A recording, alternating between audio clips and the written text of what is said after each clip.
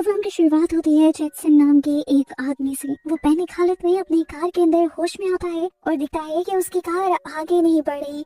चारों तरफ से वो अंधेरे में ढकी हुई थी। वो हर तरफ से कार के शीशे दिखता है तो उसके ऊपर मिट्टी और कीचड़ था। उसे समझ आ गई कि वो किसी मड स्लाइड में फंस गया है, लेकिन किस तरह ये उसे याद नहीं आ रहा। आखिरी टाइम जो उसे बात याद थी वो एक पहाड़ी रास्ते से अपने घर की तरफ जा रहा था, लेकिन फिर उसके साथ क्या हुआ उसे कुछ भी याद नहीं। नाक से उसके खून बह रहा था। कार की चारों तरफ बिल्कुल अंधेरा था, जिससे उसे ये भी समझ आ रही थी कि वो कीचड़ के काफी नीचे है और कोई उसे शायद देख भी ना पाए। इस चीज से वो बहुत ही ज्यादा परेशान हो जाता है। वो दरवाजा खोलने का ट्राई करता है पर दरवाजा नहीं खुल पाता, और ये उसके लिए अच्छा ही था क्योंकि इस टाइम पर दरवाजा खोलने का फैसला एक बेवकूफी ही हो सकता था। इस टाइम पर उसकी हालत काफी बुरी हो चुकी थी। वो इमरजेंसी नंबर पर कॉल करने की कोशिश करता है पर अब उसके फोन में सिग्नल भी नहीं आ रहे। मोबाइल के सिग्नल ना आने का मतलब था कि वो कीचड़ में बहुत ही ज्यादा नीचे फंसा हुआ है। वो अब रेडियो सिग्नल्स का इस्तेमाल करने की कोशिश करता है ताकि वो किसी को रेस्क्यू करने के लिए बुला सके, पर रेडियो सिग्नल भी काम नहीं कर रहे हैं और इससे वो और भी ज्यादा पैनिक कर जाता है। जब वो हाथ पांव जोर जोर से अपनी कार पर मारता है तो उसकी कार और भी नीचे धंसने लग जाती है और वो और भी ज्यादा पैनिक हो जाता है। उसे समझ आ जाता है कि इस टाइम अगर उसे अपने आप को जिंदा रखना है और स्टेबल रखना है तो उसे अपने आप को काम रखना होगा और कार में कम से कम मूवमेंट करनी होगी। कंडीशन और भी ज्यादा खराब होती जा रही थी। इस टाइम उसका रोने को भी दिल कर रहा था, लेकिन वो अपने आप को संभालता है और अपनी वीडियो रिकॉर्ड करने लग जाता है क्योंकि उसे उम्मीद है कि वो मड स्लाइड के अंदर फंसा हुआ है और जरूर 1 से आधे घंटे में कोई उसे रेस्क्यू करने के लिए आ ही जाएगा। यहाँ पर वो अपनी कार का मैनुअल निकालकर उसके ऊपर वो मैप बनाकर इमेजिन करने लग जाता है जहाँ से वो चल रहा था। उसे आखिरी मेमोरी जिस जगह की याद थी वो एक पहाड़ी के पास का एरिया था। इसके आगे से उसकी मेमोरी बिल्कुल खत्म हो गई थी। उसे समझ आ गई कि वो उसी टाइम पर मड स्लाइड का शिकार हुआ होगा और बेहोश हो गया होगा।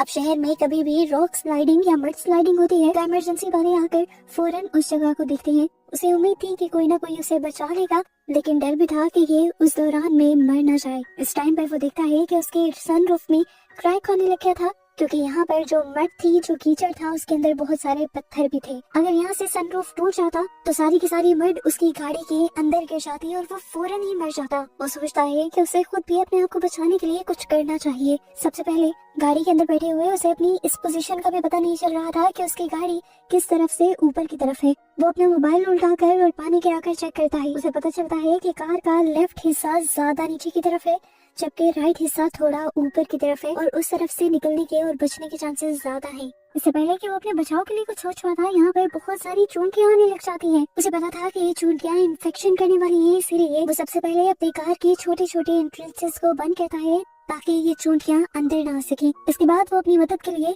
और भी सिग्नल देने का सोचता है और सबसे पहले हॉर्न बजाता है, लेकिन इस हॉर्न को कोई भी नहीं सुन पाता। इस टाइम वो बहुत ही ज्यादा पैनिक होने लगा था, पर वो जानता था कि वो ज्यादा मूवमेंट नहीं कर सकता। ज्यादा पैनिक होना भी उसके लिए अच्छा नहीं था। अपने आप को काम डाउन करने के लिए वो अपनी वाइफ की वीडियो देखने लग जाता है।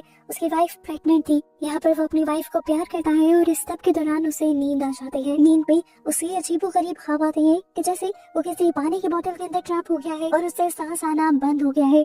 ऐसे ही पैनिक होकर वो उठ जाता है। असल में ब्रेन उसका उसे सिग्नल दे रहा था कि इस टाइम वो सेफ कंडीशन में नहीं है। जल्दी से उसकी नींद उड़ जाती है और वो होश में आ जाता है। उसने टाइम देखा तो अब 9 बजने वाले थे। वो लगभग 3 बजे से यहाँ पर फंसा हुआ था। इतने घंटों बाद भी कोई उसे रेस्क्यू करने ना आ सका। अब उसे ये तो समझ आ गई थी कि कोई उसे रेस्क्यू नहीं करने वाला। जो भी करना होगा उसे खुद ही करना होगा।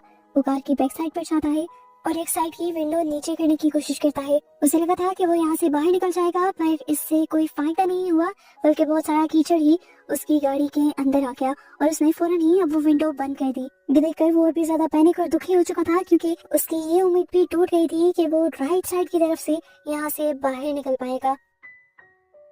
अभी वो यही दुख मना रहा था कि अचानक से उसे कुछ क्रैक होने की आवाज आई। उसने सनरूफ की तरफ देखा तो वजन की वजह से अब वो क्रैक होने लगी थी। वो यहाँ पे टेप भी लगाता है, लेकिन टेप इतने सारे मड का वजन बर्दाश्त नहीं कर सकती, इसीलिए वो एक रेंच का सहारा देते हुए उस सनरूफ को जोड़ देता है। ये सब करने के बाद वो बहुत ही ज्यादा पैनिक हो चुका था। उसे बहुत ज्यादा प्यास लगी थी और वो पूरी बोतल पानी की पी जाता है और उसके बाद उसे एहसास होता है कि उसे ये पानी सेफ रखना चाहिए था, पर अब तो कुछ नहीं हो सकता था। वो अब कार की बैक सीट पर एक क्रॉस बनाता है और गॉड से प्रे करने लगता है कि प्लीज मुझे यहाँ से बचा लें, मुझे यहाँ से निकाल दें। मैं आपकी हर बात को फॉलो करूंगा, आपका हर काम करूंगा, प्लीज मुझे मेरी वाइफ के पास जाने दें। उसे ये भी डर था कि उसकी वाइफ को शायद कभी पता भी ना चले कि वो कहाँ पर मरा है। उसे अजीबोगरीब सोच आ रही थी कि उसके मरने के बाद क्या उसकी वाइफ उसे धोखेबाज समझेगी, क्या वो उसे ढूंढेगी। इन सोचों के बाद वो फैसला करता है कि वो यहाँ से निकलने की कोशिश करेगा। वो अपनी कार की डिक्की में चेक करता है कि उसके पास क्या क्या है और वो किस चीज के जरिए यहाँ से निकल सकता है। वो ये सब चेक ही कर रहा था कि उसने देखा कि सनरूफ से अब पानी टपकने लगा था। टपकने की आवाज सुनकर वो पीछे दिखता है। ये पानी उसकी प्यास बुझा सकता था। उसने मुंह लगाकर पानी पीने की कोशिश की, लेकिन ये कतरा कतरा पानी उसकी प्यास नहीं बुझा रहा था।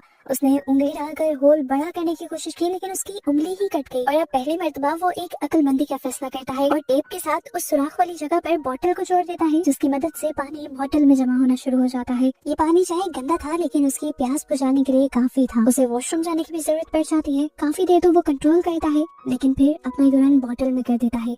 उसे अपनी कार ट्रंक से 2 रॉड मिले थे, जिसे वो सनरूफ वाले क्रैक से ऊपर करके ये देखना चाह रहा था कि आखिर वो मड स्लाइड के कितना नीचे है। उसने पूरा एक रॉड ऊपर घुसा दिया था, लेकिन अभी तक भी उसे एक कतरा रोशनी दिखाई नहीं दी थी। उसने इसी रॉड के साथ एक दूसरा रॉड अटैच किया और अब पहले से भी ज्यादा जोर लगाते हुए उस रॉड को ऊपर करने की कोशिश की। क्योंकि पिछले वाले रॉड की सपोर्ट भी अब कम हो गई थी, तो उसका जोर भी बहुत ही ज्यादा लग रहा था। दूसरी रॉड भी आधे से ज्यादा ऊपर चली जाती है, लेकिन रोशनी उसे दिखाई नहीं देती। वो नाउम्मीद हो जाता है, पर हिम्मत नहीं हारता। उसी रॉड के साथ एक तीसरी रॉड भी अटैच करता है और आहिस्ता आहिस्ता करके पूरा जोर लगाकर वो जब तीसरी रॉड भी आधे से ज्यादा ऊपर कर देता है, तब जाकर उसे फाइनली रोशनी दिखाई देती है। अब उसे समझ आ गया था कि वो तकरीबन 4 से 5 फुट नीचे है। ऊपर जाना मुश्किल तो है, लेकिन नामुमकिन नहीं। जान बचने की उम्मीद उसे नजर आ गई थी। इस रॉड को बाहर भेजने से उसको सिर्फ एक फायदा नहीं बल्कि कई फायदे मिल गए थे। एक ये कि उसकी आवाज भी बाहर जा सकती थी। दूसरा ये कि सिग्नल्स आने के लिए एक पाथ बन गया था। चौथा ये कि एक प्रॉपर ऑक्सीजन का भी ये रास्ता बन चुका था। लेकिन यहाँ पर वो जरा सी गलती कर देता है। आग जलाकर धुएं के जरिए सिग्नल ऊपर भेजने की कोशिश करता है, जिसकी वजह से धुआं इस गाड़ी में ही भर जाता है और ऑक्सीजन कम होने की वजह से वहाँ कार्बन मोनोऑक्साइड बनती है, जिसकी वजह से उसे सांस लेने में भी मुश्किल होती है। जानता था कि ये धुआं आहिस्ता आहिस्ता ही सही, लेकिन ऊपर चला जाएगा। अब वो यहाँ पर बैठकर कुछ कैलकुलेट करने लगा था, लेकिन तभी वो देखता है कि किसी चीज के वींगने की आवाज आ रही है। उसने पीछे मुड़कर देखा तो वो रॉड नीचे आ रही थी। वो उस रॉड को वापस ऊपर करना चाहता था, क्योंकि वो रॉड ऊपर रहती तो उसके बचने के चांसेस ज्यादा थे। रॉड और भी ज्यादा तेजी से नीचे आती है और उसके सर में लग जाती है और वो बेहोश हो जाता है। बेहोशी की हालत में वो देखता है कि वो अपने घर पहुंच गया है, लेकिन उस घर के चारों तरफ भी मिट्टी ही मिट्टी है। असल में ये उसे हेलुसिनेशन हो रहे थे। अचानक से वो जाग जाता है तो देखता है कि उसका सर खून से भर चुका था। ब्लीडिंग बहुत ज्यादा हो गई थी। होश में आने पर उसने सबसे पहले अपनी शर्ट उतारकर अपना ब्लड रोका और फिर उसने देखा कि सनरूफ टूट चुका था और बहुत सारी मड अंदर आ गई थी। और इस मड के अंदर एक मरा हुआ बर्ड भी था, जिसे वो संभाल कर रख लेता है, क्योंकि इसे वो बाद में खाने के काम लाने वाला है। टाइम गुजरता रहता है और उसकी हालत बहुत ही ज्यादा खराब होती रहती है, यहाँ तक कि उसकी आंखें बंद हो जाती हैं। और फिर सीन कट होकर हमें कुछ टाइम बाद का सीन दिखाया जाता है। हमने देखा कि यहाँ पर कोई मिरेकल हो गया था, कोई मौत हो गया था। उसकी जान बच गई थी। वो अब अपने घर जा चुका था, एक नॉर्मल जिंदगी गुजार रहा था। उसका बेबी भी हो गया था। अपनी फैमिली और ऑफिस लाइफ वो बहुत ही नॉर्मल गुजार रहा था और यहाँ तक कि ऑफिस में प्रमोशन भी हो गई थी। ये सब इतना जल्दी हो रहा था, समझ में नहीं आ रहा कि ये सब कैसे हुआ। इसी टाइम पर वो देखता है कि जो उसकी कलीग उससे बात करने के लिए आई हुई थी, उसके नाक से भी खून निकलने लगता है और उसके मुंह से मड निकलने लगती है। ये सारी चीजें उसे बहुत ज्यादा डरा देती है और दोबारा से यहाँ कार के अंदर उसे होश आता है। वो सब भी बस उसके हेलुसिनेशन से थे और वो अब भी बेहोश था। अब फाइनली उसे ये बात समझ आ गई थी कि वो बचने नहीं वाला। वो अपनी मौत को एक्सेप्ट कर लेता है, अपने आप को हल्का फुल्का साफ सुथरा करता है अपनी शर्ट से और अपने मोबाइल में अपनी वाइफ के लिए मैसेज रिकॉर्ड करता है। उसे बताता है कि वो उससे कितना प्यार करता है और वो कितना एक्साइटेड था उनके बेबी के लिए भी। लेकिन अब उसके हाथ में कुछ नहीं रहा। वो अपनी वाइफ लॉरी से कहता है कि उसे माफ कर देना, उसे छोड़ कर जाने के लिए। वो ऐसा करना नहीं चाहता था, फिर किस्मत ने ऐसा करवा दिया।